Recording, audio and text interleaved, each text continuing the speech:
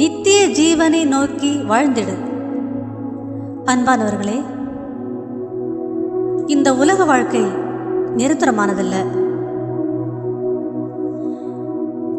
நாம் இந்த பூமியில் சில காலம் அந்நியரும் பரதேசிகளுமாய் வாழ்கிறோம்.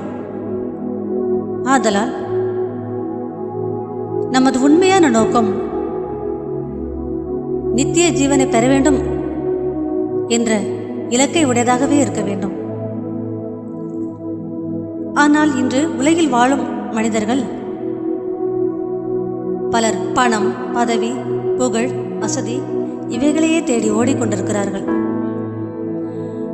நாம் இந்த உலகில் வாழ்வதற்காக மட்டும் அழைக்கப்படாமல் தேவனோடு நித்திய காலமாய் வாழ வேண்டும் என்பதற்காகவே அழைக்கப்பட்டும் தெரிந்து கொள்ளப்பட்டும் இருக்கிறோம். அதனால்தான் அந்த நித்திய ஜீவனை தேவன் தம்முடைய குமாரன் வழியாக தந்திருக்கிறார். நாம் பேசுகிற பேச்சு, செய்கை, சிந்தை, எடுக்கிற தீர்மானங்கள் இவையாவும் பரலோகத்தை சார்ந்ததாகவே இருக்க வேண்டும். நாம் எடுத்து வைக்கிற ஒவ்வொரு அடியும் நமது தேவனை நோக்கியதாக இருக்கிறதா இல்லையா என்பதை சிந்தித்து பார்க்க வேண்டும். ஏனெனில் வேதம் இவ்வாறாக கூறுகிறது.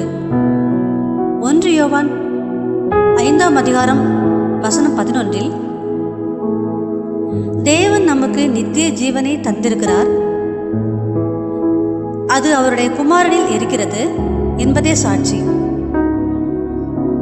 எனவே இந்த உலக வாழ்க்கையை தேடி ஓடாமல் நாம் இயேசுவை பற்றி கொண்டு நித்திய ஜீவனை பெற வேண்டும், அதற்காகவே வாழ வேண்டும் என்ற குறிக்கோளோடு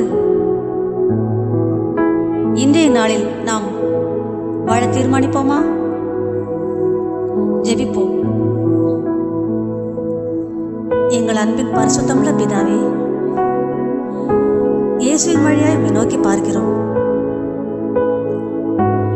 நித்திய ஜீவனை எங்களுக்கு கொடுப்பதே நீர் எங்களுக்கு பண்ணின வாக்குத்தத்தம்.